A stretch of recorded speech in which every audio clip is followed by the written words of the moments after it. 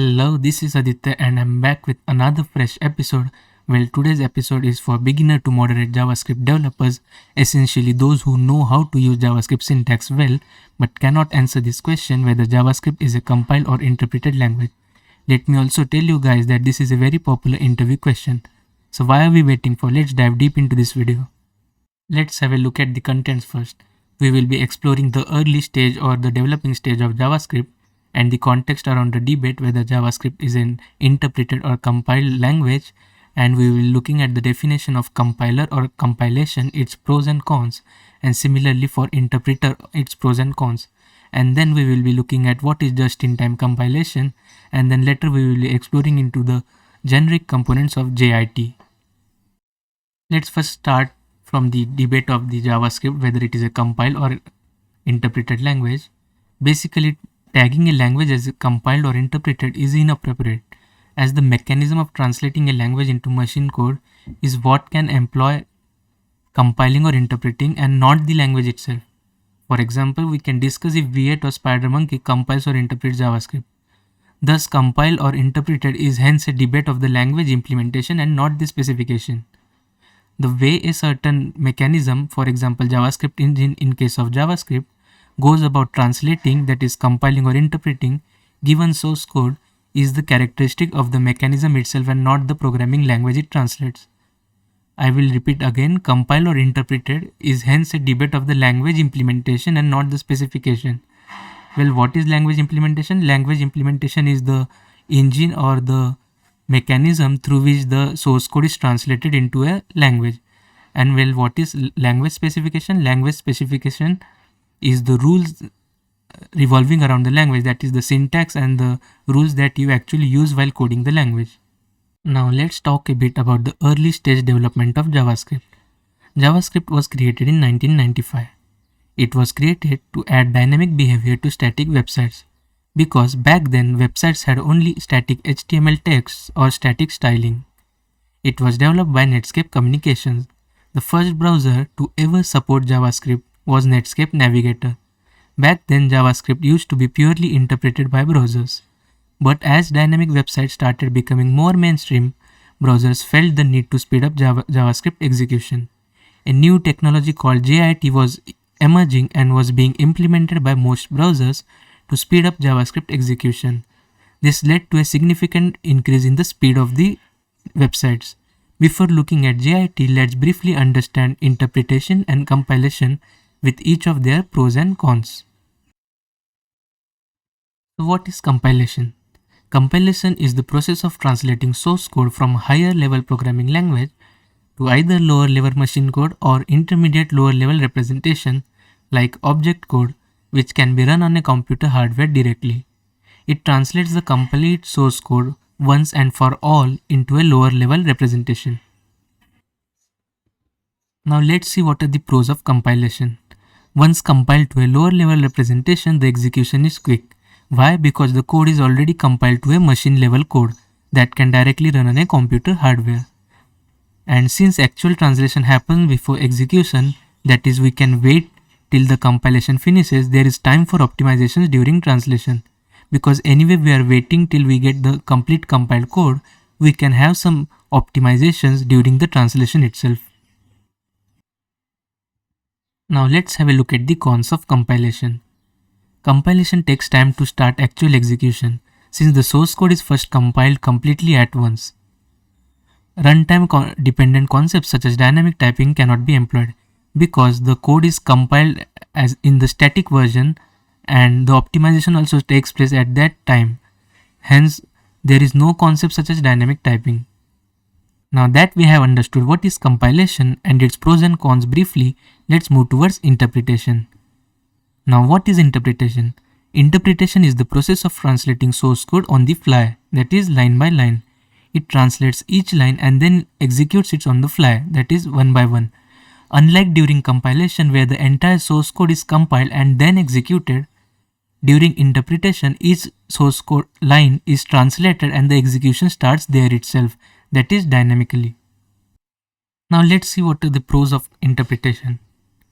Quick start of execution. Since there is no waiting for any process beforehand execution.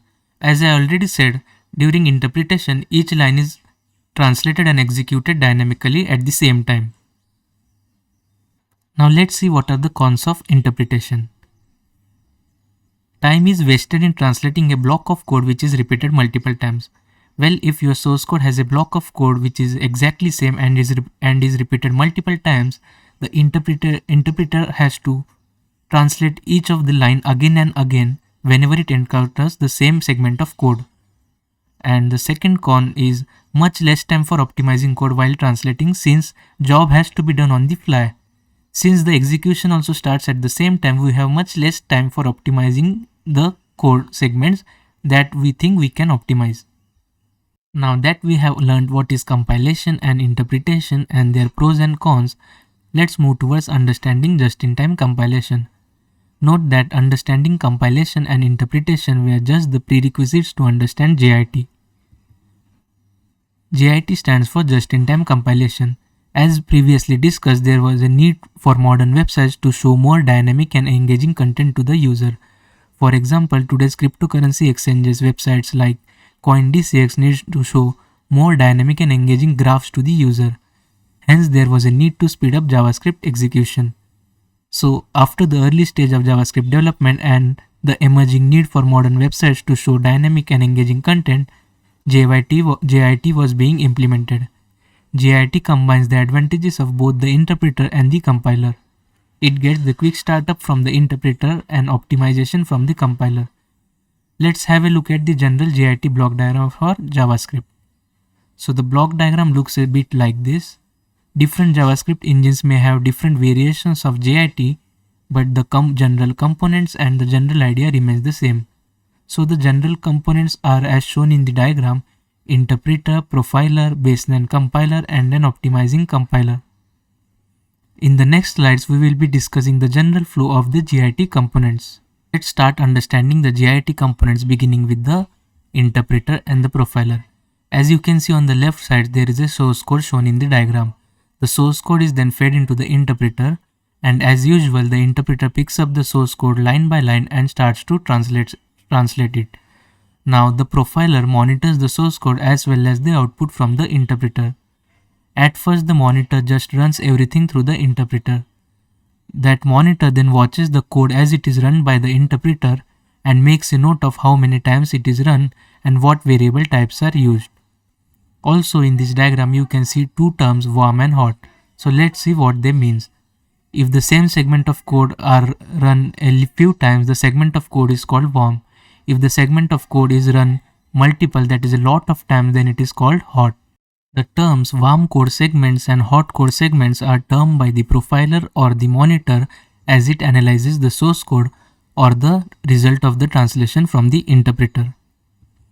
When a function or a code segment starts getting warm, the JIT will send it off to be compiled to the baseline compiler. The baseline compiler then compiles it into a form of stub. Each line of the function is compiled to a stub. The stubs are indexed by line number and type of the variable. If the profiler sees that the execution is hitting the same code again with the same variable types, it will just pull out its compiled stub version that was already stored. This results in quick compilation. Since we are doing compilation at this step, there is a possibility of doing some sort of optimization. But also we cannot forget the fact that there is an interpreter in place. So there is a time to think about the trade-off between quick execution and optimization. So I just wanted to point out that at this stage there can be some basic optimization done by the baseline compiler. Now let's see what happens when the profiler finds hot code segments. When a part of the code is very hot, the monitor will send it off to the optimizing compiler. This will create another even faster version of the function that will also be stored. In order to make a faster version of the code, the optimizing compiler has to make some assumptions. For example, it can assume that all objects created by a particular constructor have the same shape. That is, that they always have the same property names and that those properties were added in the same order.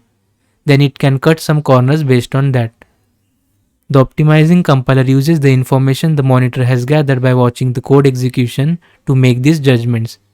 If something has been true for all the previous passes through a loop, it assumes that it will continue to be true. But of course, with JavaScript, there are never any guarantees. You could have 99 objects that all have the same shape, but then the 101th might be missing a property. So the compile course needs to check before it runs to see whether the assumptions are valid. If the assumptions turns out to be inaccurate, it trashes the optimized functions and de-optimizes and goes either to baseline compiler or interpreter. We can see this or visualize this more clearly from the block diagram. So if the assumptions of the optimization compiler fails, it can either de-optimize to the basic optimizations of the baseline compiler and then use the compile stubs, or it can go totally to the profiler and which can then recursively go to the interpreter and in turn translating each of those lines instead of using the compiled versions. I hope you liked the video and understood how JavaScript engines translate and execute the source code.